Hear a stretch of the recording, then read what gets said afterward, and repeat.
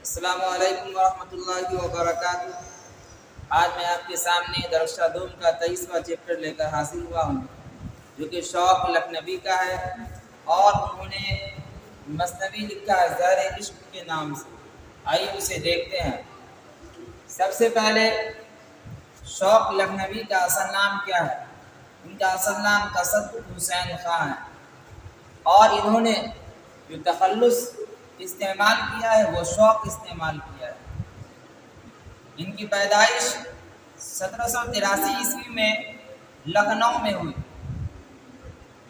ان کے والد کا نام آغا علی خان، جو مشہور طبیب تھے۔ طبیب بولتے ہیں ڈاکٹر کو، یعنی یہ مشہور ڈاکٹر تھے۔ مرزا شوق لکھنوی کا خاندان طبیبوں کا خاندان تھا، یعنی ان کے خاندان کے اندر صرف ڈاکٹر ہی ڈاکٹر تھے، اور لکھنؤ میں مشہور تھا، یعنی ان کے خاندان کا جو چرچا تھا وہ لکھنؤ کے اندر تھا۔ مرزا شوق نے ابتدائی تعلیم گھر پر حاصل کی، اور اس زمانے کے جو مشہور استاد تھے اس سے بھی انہوں نے تعلیم حاصل کی۔ علم طب پر بھی دسترس حاصل تھی، یعنی ڈاکٹری کا جو علم ہوتا ہے وہ علم بھی انہیں حاصل تھا۔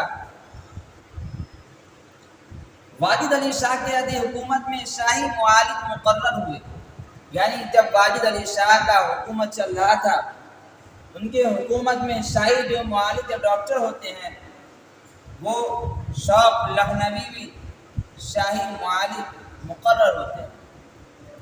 ان کا انتقال 1871 عیسوی میں لکھنؤ میں ہوا۔ مرزا شوق نے شاعری کی ابتدا غزل سے کی تھی، یعنی جب انہوں نے شعر و شاعری کی ابتدا شروعات کی تو غزل سے کی، لیکن غزل گوئی کو ترک کر کے مثنوی کی طرف مائل ہو گئے، یعنی غزل گوئی پھر چھوڑ دیے، اس کے بعد یہ مثنوی کی طرف مائل ہو گئے۔ مثنوی نگار کی حیثیت سے مشہور بھی ہوئے، آگے چل کر مثنوی نگار کی حیثیت سے مشہور ہوئے، اور ان کی مثنویاں زہر عشق، بہار عشق، فریب عشق یہ سب کافی مقبول و مشہور ہوئے۔ اب مثنوی نگار کا نام دیکھ لیتے ہیں۔ مرزا شوق لکھنوی، دیا شنکر نصیب، میر حسن، شوق نیمبوئی، ملا وجی اور غواصی قابل ذکر ہے۔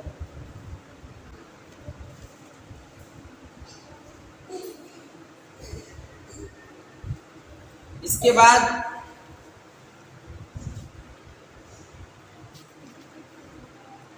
معروض سوالات۔ مرزا شوق کا اصل نام کیا تھا؟ تصدق حسین خان تھا۔ مرزا شوق کی سن پیدائش کیا ہے؟ 1783 عیسوی۔ مرزا شوق کا خاندانی پیشہ کیا تھا؟ طبابت کا تھا۔ مرزا شوق کا انتقال کب ہوا؟ 1871 عیسوی میں۔ مرزا شوق کی مثنوی کا نام بتائیے؟ فریب عشق۔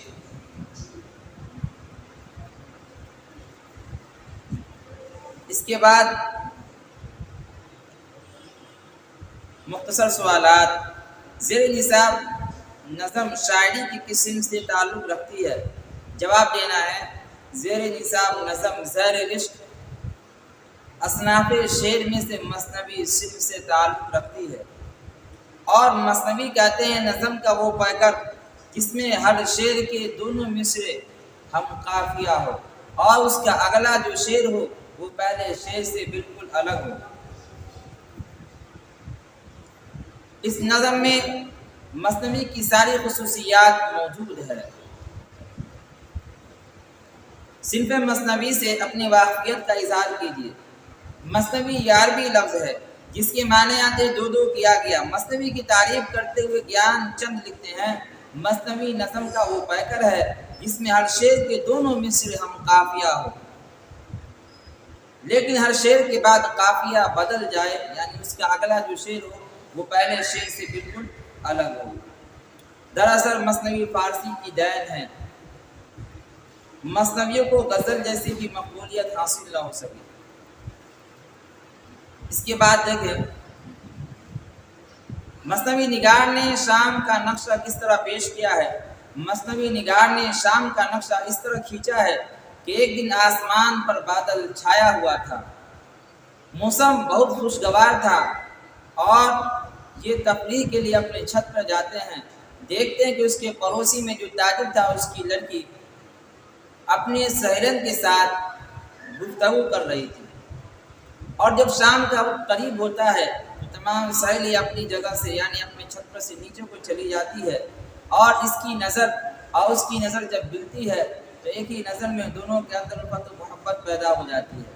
پھر اس کے بعد لڑکی کی جانب سے لڑکی کی جو باندھی ہوتی ہے وہ اس کے گھر آتی ہے، اور آنے کے بعد کہتی کہ فلاں کی ماں آپ کو بلا رہی ہیں۔ اس طریقے سے یہ واقعہ ختم ہو جاتا ہے۔ مثنوی نگار نے سوداگر کی لڑکی کی آنکھوں کی مثال کس سے دی؟ جواب دینا ہے، مثنوی نگار نے سوداگر کی لڑکی کی آنکھوں کی مثال چشم غزال کے رشک سے دی ہے۔ مثنوی کا خلاصہ بیان کیجیے۔ اس کا جواب دینا ہے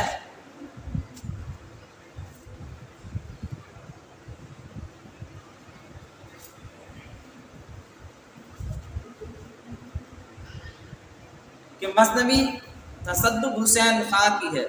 اس مثنوی میں مثنوی نگار نے ایک سوداگر کی لڑکی کے واقعات کو بیان کیا ہے، اور اس کی جو خوبی ہے خواہ وہ ظاہری ہو یا باطنی تمام کو لکھنے کی کوشش کی ہے۔ سوداگر کا گھر مثنوی کے پڑوس میں تھا، اور یہ بہت مال و دولت والا تھا، اور اس کی لڑکی بہت حسین و جمیل تھی، خوبصورت تھی، اور اس کا تعلق بھی اعلیٰ خاندان سے تھا۔ شاعر نے یعنی مثنوی نگار نے اس کی خوبیوں کو بیان کرنے کی کوشش کی ہے۔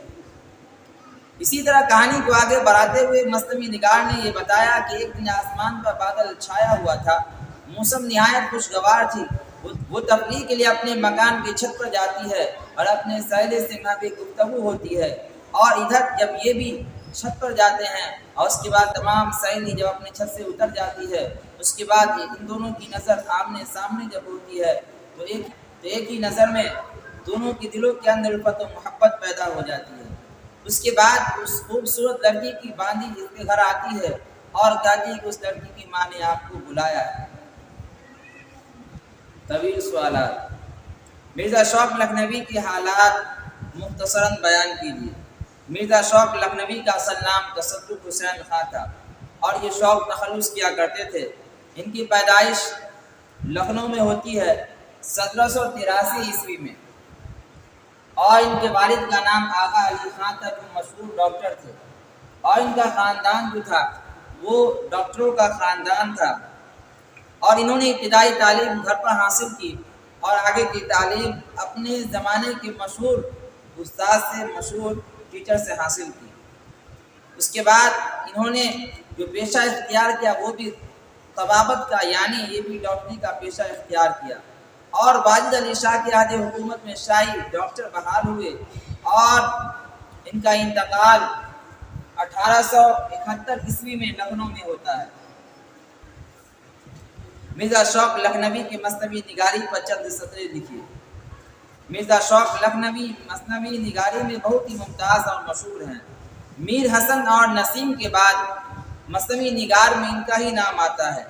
انہوں نے مثنوی نگاری کو عروج پر پہنچانے میں ایک اہم رول ادا کیا ہے، اور مثنوی نگاری کی تاریخ سے اگر ان کے نام کو ہٹا دیا جائے تو مثنوی نگار کی تاریخ مکمل نہیں ہو سکتی۔ اور ان کی کچھ مثنویہ جو مشہور ہوئی وہ زار عشق، بہار عشق اور فریب عشق ہے، اور ان تینوں مثنویوں میں زار عشق کو سب سے زیادہ شہرت حاصل ہوئی۔ اسم کی تعریف مع مثال بیان کیجیے۔ اسم کی تعریف کے متعلق پیچھے بھی بات آ چکی ہے، اور اس پر اسم کے متعلق ایک ویڈیو بھی بن چکا ہے، آپ وہاں دیکھ لیں۔ ضد بتائیے۔ ضد بولتے ہیں الٹا کو۔ غریب اس کا الٹا آئے گا امیر، حسین اس کا الٹا قبیح بدصورت، عرض اس کا الٹا سما، عزت اس کا الٹا ذلت، اعلیٰ اس کا الٹا ادنا۔ بات مکمل ہو گئی۔ اگر آپ کو ہماری ویڈیو پسند آتی ہے تو آپ اسے لائک کریں اور کامنٹ کے ذریعے بتائیں، اور جو دوست نئے ہیں وہ ہمارے چینل کو سبسکرائب کریں اور اپنے ساتھیوں کے درمیان اسے شیئر بھی کریں۔ فقط والسلام۔